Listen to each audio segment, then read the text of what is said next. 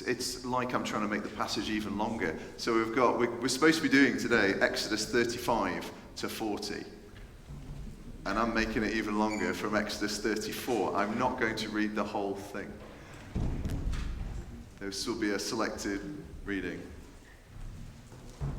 So we're looking at Exodus 34, going from verse 29.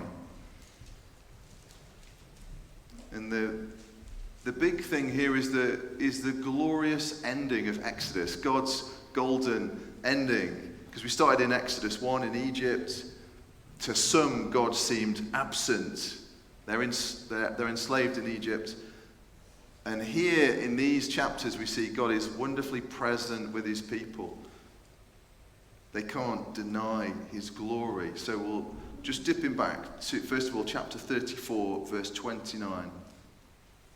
When Moses came down from Mount Sinai with the 2 tablets of the testimony in his hands, he was not aware that his face was radiant because he had spoken with the Lord. When Aaron and all the Israelites saw Moses, his face was radiant. And they were afraid to come near him. But Moses called to them. So Aaron and all the leaders of the community came back to him, and he spoke to them. Afterwards, all the Israelites came near him, and he gave them all the commands the Lord had given him on Mount Sinai. When Moses finished speaking to them, he put a veil over his face. But whenever he entered the Lord's presence to speak with him, he removed the veil until he came out. And when he came out and told the Israelites what he had been commanded, they saw that his face was radiant. Then Moses would put the veil back over his face until he went in to speak with the Lord. Now, turn the page to chapter 37 and see the golden glory of the furnishings of this big tent, this tabernacle, where God would dwell with his people. So chapter 37, verse 1, Bezalel made the ark of acacia wood, 2.5 cubits long, 1.5 cubits wide, and 1.5 cubits high. He overlaid it with pure gold, both inside and out, and made a gold molding around it. He cast 4 gold rings for it and fastened them to its 4 feet, with 2 rings on one side and 2 rings on the other. Then he made poles of acacia wood and overlaid them with gold. And he inserted the poles into the rings on the sides of the ark to carry it.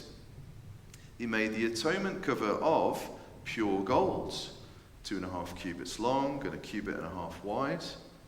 Then he made cherubim out of hammered gold at the ends of the cover. He made 1 cherub on one end and the second cherub on the other. At the 2 ends he made of one piece with the cover. The cherubim had their wings spread upwards, overshadowing the cover with them. The cherubim faced each other, looking towards the cover. They made the table of acacia wood, 2 cubits long, 1 cubit wide, and 1.5 cubits high. Then they overlaid it with pure gold and made a gold molding around it. They also made it around it a rim, a handbreadth wide, and put a gold molding on the rim. They cast 4 gold rings for the table and fastened them to the 4 corners where the 4 legs were. You're probably getting the point. It's golden, it's glorious, it's for God.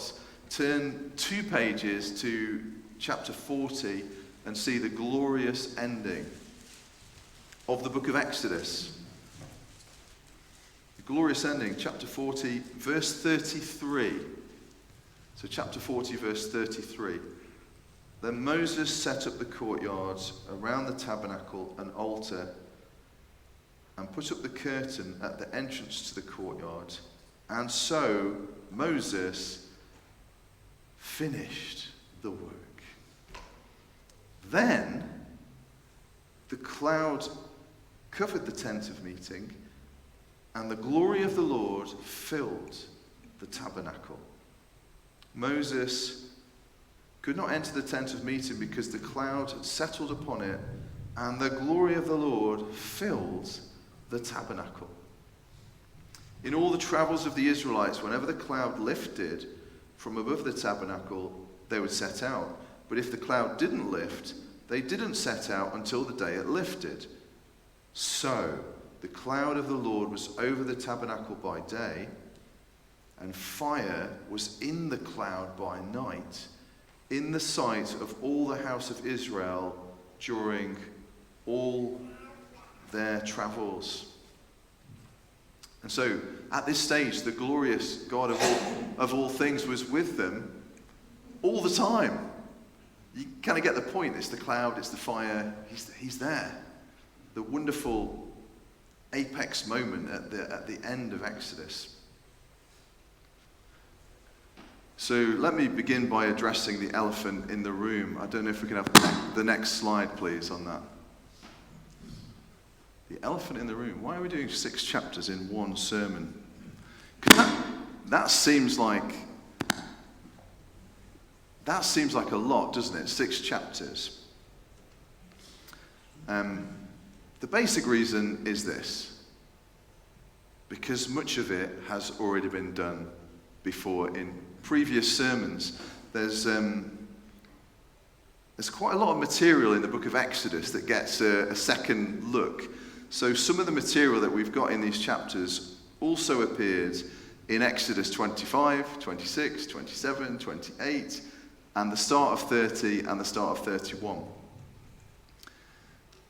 So if some of it, when you look at it, seems familiar, it's because it's already happened in the book of Exodus. Which begs another question. Why does the Bible repeat itself? Why would the Bible repeat itself at all? Various reasons. The big reason is because it's important. When stuff's repeated in the Bible, it's often God's way of emphasizing, just underlining that, take notice, something very important is happening here. We might say, pin your ears back. Of course, the whole Bible is important, but there are certain elements that get that underlining from God with repetition. But also, practically, why else would the Bible repeat itself? Well, for the people back then, a big factor of what happened in the culture back then is to, we say, seal the deal. To seal the deal, there was often things were repeated to make sure that you absolutely knew these are how things are going to go, and we'll say it again so you're absolutely clear that this is what's going to happen. And the people of God certainly needed to know, what is God saying? What does God require of us so that we can meet with him and it be a good thing rather than us dying immediately? So it's very important that they knew exactly what they had to do. As we're ending our tour of the book of Exodus, here's the big thing today, the thing that's been building towards the end of the book is simply the journey from one thing to another, from how the book begins in chapter 1, where some would think, where is God? God's tangible. They could feel as if God was absent, if he was distant. And then you get to the end that we've just looked at with the tabernacle, this tent where God was willing to manifest his presence in a wonderful way. At the end, they could all see, as it were, with the cloud, they could see the tangible, real presence of God. That's a wonderful journey to go on. So we'll start with the start, God's tangible absence and distance, how it felt for them. Where is our God? If you remember back in Exodus chapter 1, how's your memory? Back in Exodus chapter 1, where all of God's people were slaves. All of them. And they were in Egypt. The cry surely went up from many of them, where are you, God? Why is life like this, God, if you are loving, if you are gracious like you say you are? We are meant to be God's people, in God's land, under God's rule, knowing his blessing. But what do we have instead? We have Pharaoh over us. And what is he doing? He is systematically destroying God's people.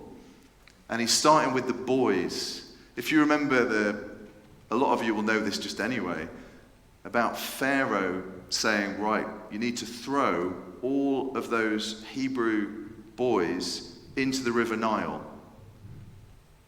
Not for like, oh, well, here's an interesting way of taking a bath. No, it's so that they die. He's trying to wipe them out. And none of God's people at this point are in the promised land.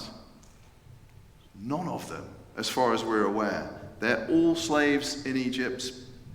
They're under the heavy hand of Pharaoh. And as you read through the start of Exodus, Pharaoh increases the hardships.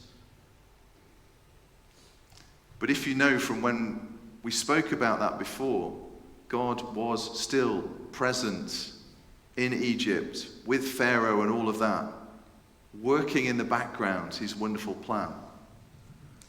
But it didn't feel like that for many. As we journey through Exodus, we see much more of God's real presence and his closeness that the people see. Represented here by the tabernacle. But God's presence was not just there. You've got on Mount Sinai, particularly for Moses, where God's presence was spectacular. And in Exodus 24, the leaders of God's people, they see God, they share a meal, they see something of God, I should say. They see something of God. And they share a meal in God's presence. And in the passage today, things just seem to get better and better. Look how Exodus ends. Now, it's a surprise for me. I don't know if it's a surprise for you. You get to the end of the book of Exodus, and they're not in the promised land. You'd kind of think, oh yeah, well, this talk of promised land. And you get to the end of the book of Exodus, they're not there.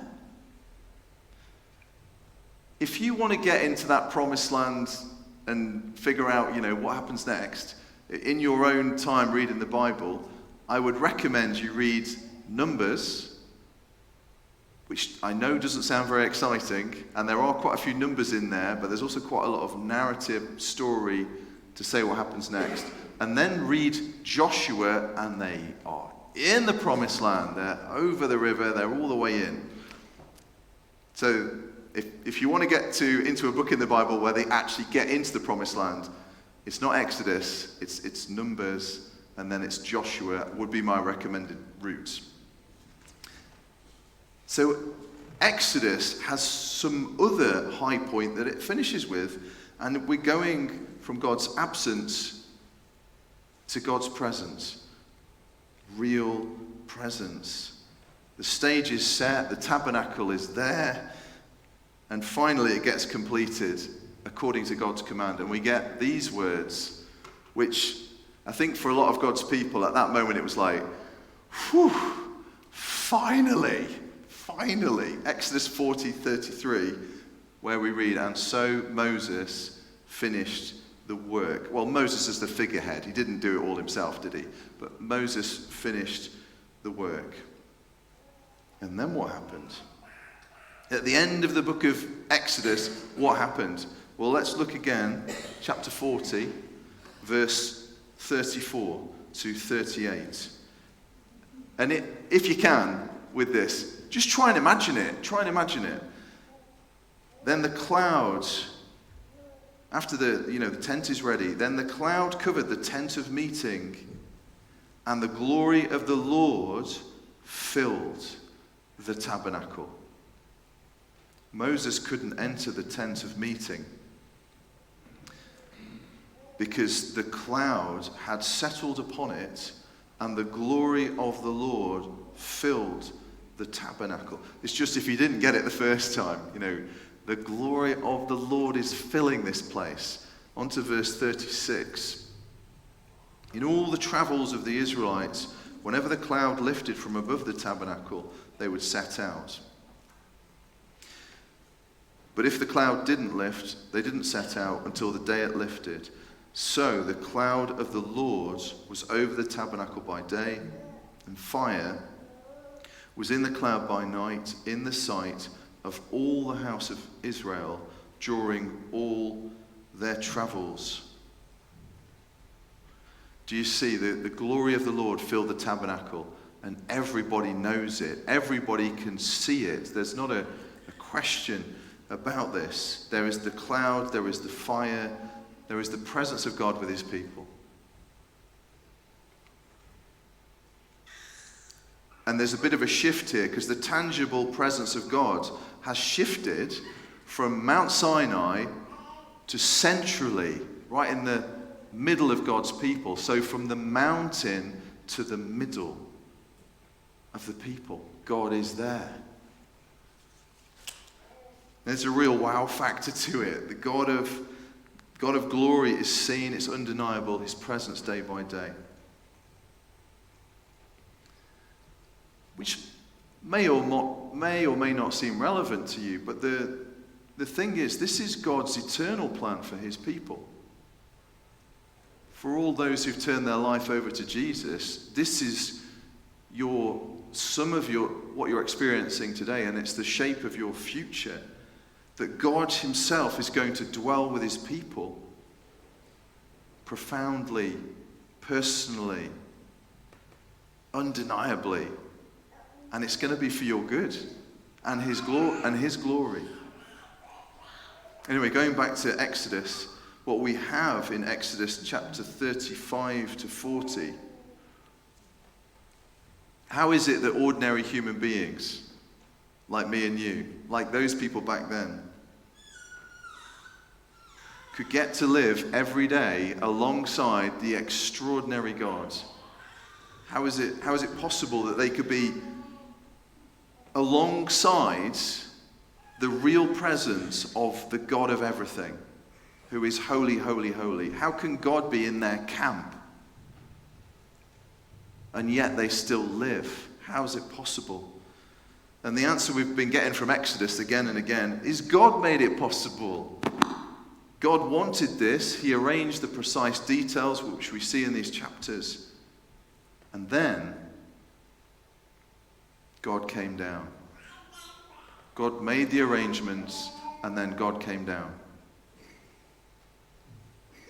Now, if you want to land that in 2024, what's left of 2024, are you ready to change your calendar? Okay. But we can land this while we still have some of 2024 left. Many today would ask openly and honestly, is there a God? If so, where is this God? Many will be there in Exodus chapter 1 going, well, if there is a God, it doesn't look much like it. What about you? Perhaps you'd take some convincing that there is a God. And I know if it's not you, certainly the friends and family you'll be mixing with this Christmas would be asking questions like this. How would you respond? Is there a God? Where is he? Today, how can we know God's real presence personally for you? How is it possible? The great thing is, it is possible. People in this room will tell you, it is possible. I do know this God. God still works to the same kinds of patterns that we see in the Bible, that we see in Exodus. That God arranges things so we can meet with him. The God who is there opens the door, but we have to come to him in his way, to know him. To come to God in God's way, which means, please can I say, don't look inside yourself for God. I know we're made in the image and likeness of God, but don't think you can just look inside yourself and somehow find everything there is to know about God. Don't look on the self-help shelf. Can't even say that. Don't look, if I can't say it, don't do it, right? Don't look on the self-help shelf.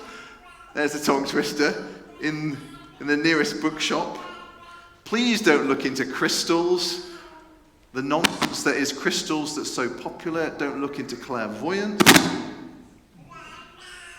Don't look to being just a good person. Because the first step was never for us to step to God. It was for him to come down to our level. How has God done that? How has God come down to our level? Well, we see it in Exodus. We see that God fashioned a way to be present with his people. But what about today? How is it that God has come down? And some of you might be screaming the answer in your head already. But did you notice Christmas is coming? And we are reminded at Christmas that God came down. Arranged all the details for centuries and before the centuries that we know that God came down. Now it certainly seems strange to us. I think it probably should seem strange to us that God could take on flesh and live as one of us. But there is one called Emmanuel, which means God with us. And we call him Jesus. God with us. God has come down.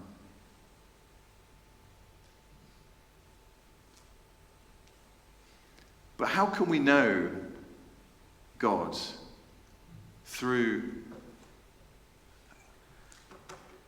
as we think about Christmas, how does that tie in with right now? How can we know God? Well, many of you will know, this Jesus, of course, didn't stay a baby. He grew to be an adult. And he made it clear how we can know God. Just one example of what Jesus said in the book of John, chapter 14, verse 6. Jesus made it clear how we can know God. And this is for all of our days, as well as the days when Jesus spoke this. He said, I am the way, and the truth and the life. No one comes to the Father except through me. Father meaning God the Father, Heavenly Father. In other words, you want to know God, you've got to know this Jesus. Jesus has laid it out plainly. And if you understand that and lean into that, following Jesus, you get everything. These words are wonderful. This is, you're looking for the way, what's the truth, what is the real life that is truly life? It's in Jesus. He's become our way into knowing God personally today. Now, there is an objection with this that you've probably heard before. I certainly heard it, particularly when I was a teacher, and I'm, in the staff room, and we're talking about Christmas and stuff like that. And really, really intelligent person said to me, but aren't all religions basically worshipping the same God? Aren't they all somehow touching God, finding God? Isn't that kind of what's happening with all these religions? A bit like, here's a mountain, and they're all finding different ways to get up the mountain, like you would with a mountain, and they all get to the top.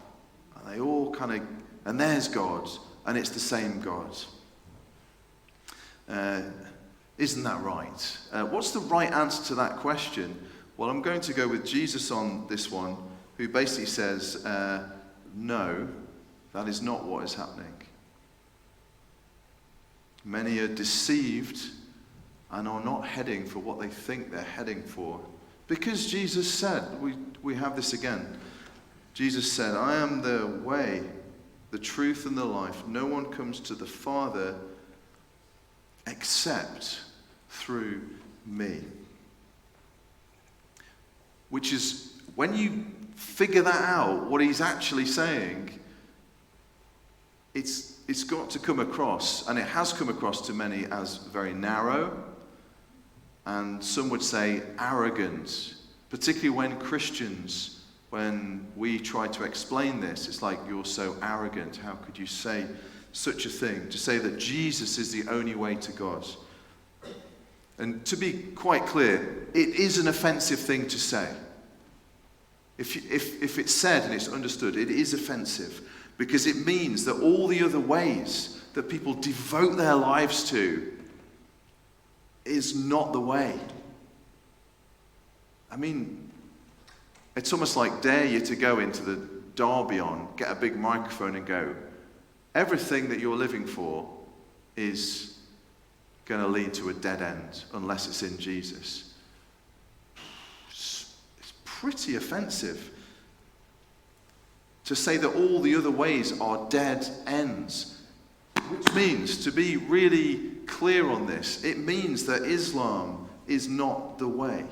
Being a good person with good intentions, being the nicest person in Derby without Jesus is not the way to eternal life. Being a Jehovah's Witness is certainly, with their tampered Bible and their Bible lessons that are anything but, that they claim on almost every street corner, is also not the way.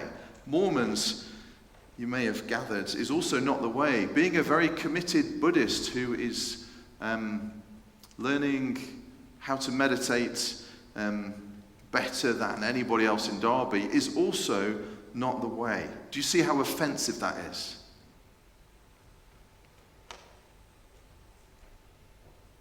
How can Jesus say such a thing? Isn't Jesus supposed to be loving?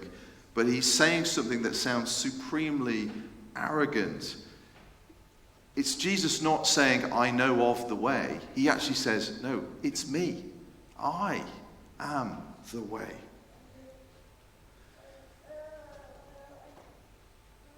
That sure sounds arrogant unless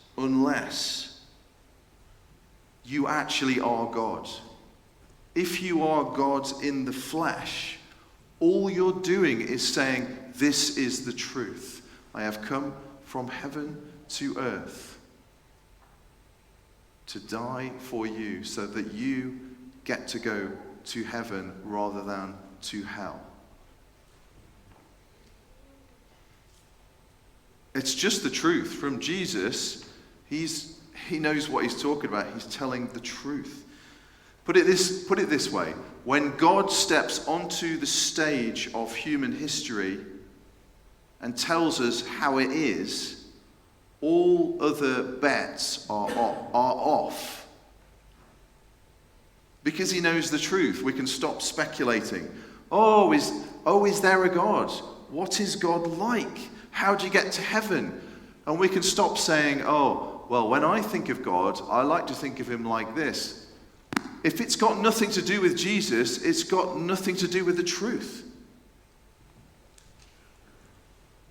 Because Jesus is the answer to all of the big questions of life that really matter for eternity. God has come down. Now, there's another vital dimension to this that I think it's worth saying. Now people are going to get cross with Jesus. When they understand what he actually stands for, they're going to get cross with Jesus. And the response that works for me to that, when people are cross with Jesus, if you're cross with Jesus, narrow Jesus, please consider the cross of Jesus. You're cross with him. Have you thought about his cross and what it means? The one who says, I am the only way, it's me. He dies brutally on the cross to make the way for you. I cannot be cross with this Jesus because he took the cross for me. It's a bit like this, right? Picture the scene, if you will. It's only a bit like this. Friends, they get lost. They are lost in a deep, dark, dangerous network of caves. And they know they shouldn't have gone down there. They know how it had been raining for weeks. And then the cave starts to flood when they're down there. And their lights, their torches start to fail. And they are completely lost. And they are all going to drown. It just seems inevitable. It's over. But then out of nowhere, there's a light. A stranger calling out. And he says, I've come from the surface. I've come from the surface to rescue you. Kind of seems like a suicide mission. Who would come into these caves at this time? And then it gets worse. The rock bridge to safety crumbles into the abyss below. All the rushing waters around them. What can be done? And the rescuer from the surface, he lays himself down across the great divide where the bridge had stood. And one by one, the friends, they clamber over the body, the frame of this rescuer. To safety, they can see. There's the light. It's the way out. And as the last one crosses to freedom, they can see the exhausted body of this rescuer tumbles into the darkness, smashing against the rocks. And he dies down there in agony. Now, do you think as they get to the surface, are they angry at the rescuer that he only offered one way out over his body? Just why did you only offer us one way out? No. They are grateful that there is a way.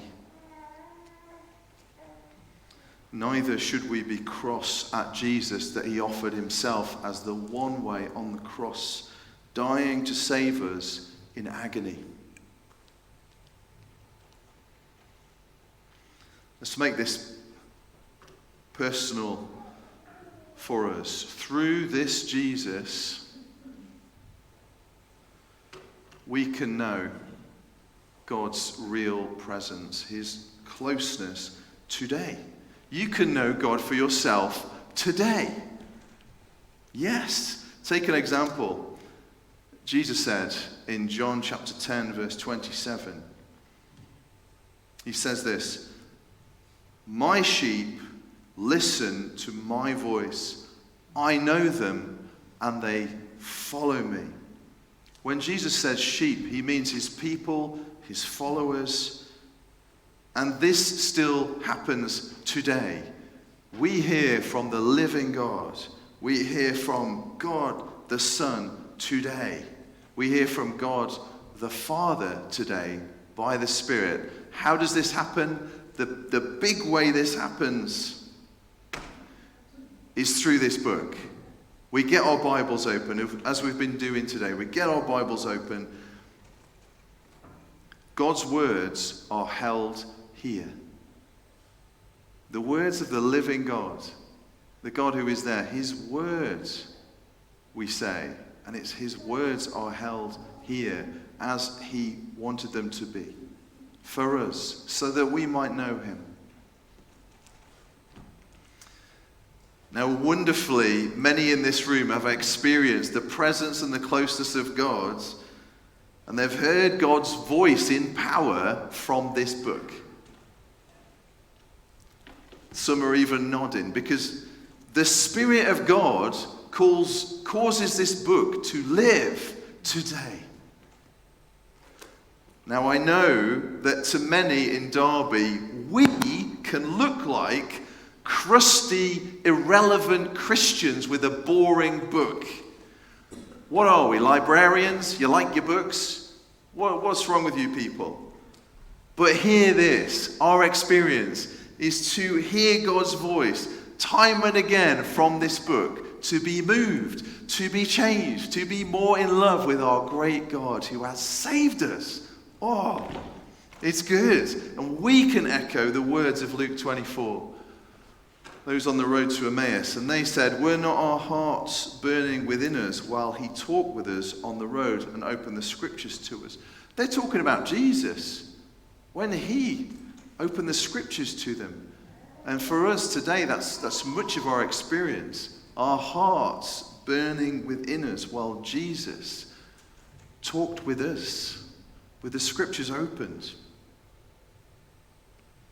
Now, do you want some of that? Do you want some of that? To be one of God's people, to know Almighty God, your creator, your sustainer, your rescuer, to know the nearness of the God who is there, the wonderful God who is there, to hear his voice. Now, there is a way in. There is a way in, and as I've said today, it's Jesus. We come to Jesus first. Now people live for all kinds of things today. They really do live for all kinds of things today. Or they don't even know what they're living for. A guy in McDonald's, works at McDonald's, really nice guy, right? He's always smiling. And he said, what are you doing? Are you a businessman? To me, I'm like, no, I work for a church. He's like, and I asked him, what's your thing? What's your thing? He said, I don't really know what it is. So some people know they're living for something. He doesn't even know, can't even figure out what he's living for. To be a Christian is to turn away from all of that as your center point and say, Jesus is my all. Everything refers back to him and goes out from him. He is my life.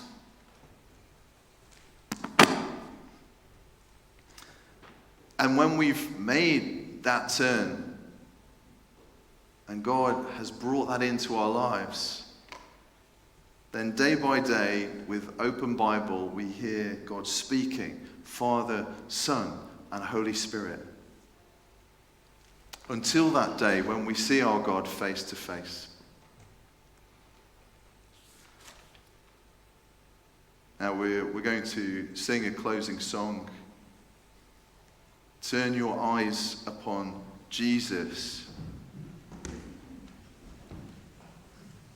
As we think of turning our lives over to Jesus to know the living God today.